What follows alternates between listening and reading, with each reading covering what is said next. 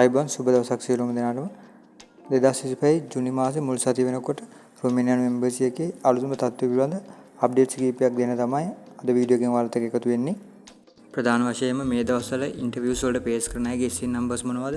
ඒ වගේම අලුතෙන් interview date ඉෂුව වෙන SC නම්බර්ස් මොනවද කියලා අද වීඩියෝ එකේදී කතා කරනවා. ඒ වගේම වීඩියෝ එක අවසානයේදී මම වොයිස් ක්ලිප් කිහිපයක් අරන් එන්නම්.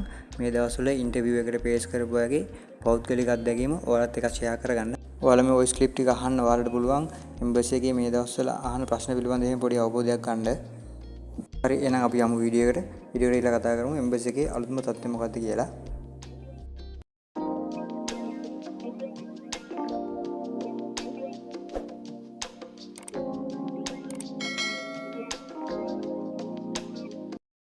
දෙදස් විසිපහේ ජුලි මාසේ මුල් සතිය වෙනකොට ඉන්ටර්වියු වලට පේස් කරන්නේ SC 174 සහ 175 සුළු ප්‍රමාණිකුත් ඉන්ටර්වියුස් වලට පේස් කරන මේ දවස්වල.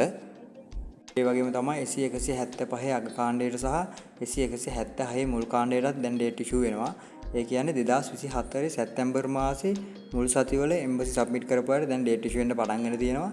ඒ අයට ඉන්ටර්වියු වලට පේස් කරන්න තියෙන්නේ 2026 ජුලි මාසේ අන්තිම සති දෙක වගේ. ඒ නිසා SC 176 අග කාණ්ඩය, ඒකට 177 සහ 178 කට්ටියක් දැන් ඉන්ටර්වියු වලට සූදානම් වෙන්න ඔයාලගේ පොලිස් රිපෝට් ලැහැත්ති කරගන්න, අනික ඩොකියුමන්ට් ටික හරියට ලෑස්ති කරගන්න.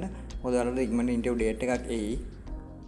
දවසට 80ක් 100ක් වගේ ප්‍රමාණයක් ඉන්ටර්වියු වලට පේස් කරන මේ දවස්වල අහන ප්‍රශ්න වලත් ලොකු වෙනසක් වෙලා නැහැ. හැමෝගෙම වගේ myself, ඊට පස්සේ කම්පැනි එක ගැන, ජොබ් රෝල් එක ගැන, ඊට පස්සේ work experience අන්න ඒ වගේ ප්‍රශ්න තමයි අහලා තියෙන්නේ. මීට අමතරව බයික් රයිඩ් යන අයගෙන් විශේෂයෙන්ම මාර්ග නීති පිළිබඳව අහනවා. ඒ නිසා මේ දවස්වල ඉන්ටර්වියු වලට පේස් කරන අය අනිවාර්යෙන් මේ වගේ ප්‍රශ්න වලට සූදානම් වෙලා යන්න.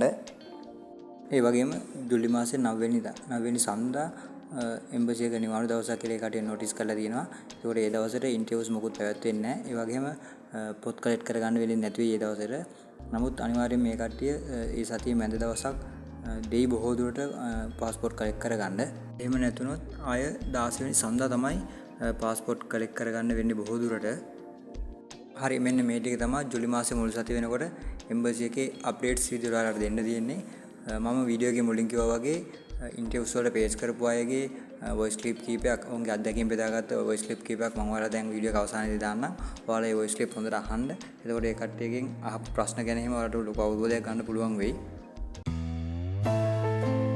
අද මමත් මේ ඉන්ටර්වියු ගියා SC නම්බර එක 174 මදි. ගේපු ගමන් ඇහුවේ ඉස්සලාම myself ගැන කියන්නකෝ. එතකොට මම මගේ සාමාන්‍ය විස්තර ටික කිව්වා. ඊට පස්සේ මගේ ඒ කොන්ට්‍රැක්ට් පීරියඩ් එක කීයද ඇහුවා. ඒකටත් මම උත්තර දුන්නාට පස්සේ මේ සැලරි එක ඇහුවා. සැලරි එක ඩොලර් වලින් තමයි ඇහුවේ. මම මේ ඊට පස්සේ ඒකෝකටත් කියලා ඩොලර් වලින් ලේ වලින් කිව්වා net එකයි gross එකයි දෙකම. ඊට පස්සේ ඇහුවා net එකයි gross එකයි දෙකක් මොකද්ද තියෙන්නේ කියලා. ඊට පස්සේ මම ඒකත් පැහැදිලි කරලා දුන්නා after මේ tax ඔයි before tax ඔයි කියලා. මේ බයික් රයිඩ් ගියේ යන්න ඉන්නේ. ඒ හින්දා මේ මාර්ග සංඥා ගැන මාර්ග සංඥා 5ක් විතර ඇහුවා. ඒ ටික කිව්වා. එච්චර තමයි. ඊට පස්සේ ඩොකියුමන්ට් එක අරගෙන මේ අසං කරලා ඒ ටික කරලා ආවා. මේ ඒ ටික තමයි උනේ. එච්චර දෙයක් නෑ. පොඩ්ඩක් බය නැතුව මේ යන්න ලෑස්ති වෙලා මේ ඒක තමයි කියන්න තියෙන්නේ. ඔක්කොටම මේ සුබපතනවා මම හොඳට ඉන්ටර්වියු එක කරන්න පුළුවන් වෙන්න කියලා. අද මම එම්බසි ඉන්ටර්විව් ගියා. මගේ SC නම්බර් එක වුණේ 174. මම ගියේ සර් ගාවට. මගෙන් ඇහුවේ ඉස්සෙල්ලාම myself මම මැරිඩ්ද, කිඩ්ස් ඉන්නවද, හස්බන්ඩ් මොනවද කරන්නේ, ඔන්න ඔය වගේ දේවල්. ඊට පස්සේ මම ෆස්ට් ටයිම්ද රුමේනියා යන්නේ. මම යන කම්පැනි එක ගැන විස්තර, මම යන සිටි එක ගැන විස්තර, ඔන්න ඔය වගේ දේවල් තමයි ඇහුවේ. ඒගොල්ලෝ අහන දේවල් අපිට හොඳින් තේරෙනවා, හොඳට තේරුම් ගන්න පුළුවන්, අපිට ආන්සර් කරන්න ලොකු අවුලක් වුණේ නැහැ ඉන්ටර්විව් එක. තෑන්ක්ස් කරපු උදව්වලට. හෙලෝ ගයිස් කොහොමද? මේ අද මං ඉන්ටර්විව් ගියා. අවුලක් නැහැ. මේ කිසි දෙයකට බය වෙන්න එපා කියන්නේ මන්ට මම මේ වොයිස් එක දැම්මෙත්. ඒ කියන්නේ මේ අර අපි හිතේ ලොකු බයකින් යන්නේ. එහෙම ලොකු බයකින් යන්න ඕනේ නැහැ. අහන ප්‍රශ්න වලට හරියට මේ උත්තර දෙන්න මේ පොඩ්ඩක් බලාගෙන ගියාම හරි. මගෙන් මේ අද මං ගියේ මේ සර් ගාවට තමයි මම වැටුනේ. සර් නම් ගොඩක් හොඳයි. හොඳට මේ ඒ කියන්නේ ෆ්‍රෙන්ඩ්ලි කතා බහ කරනවා.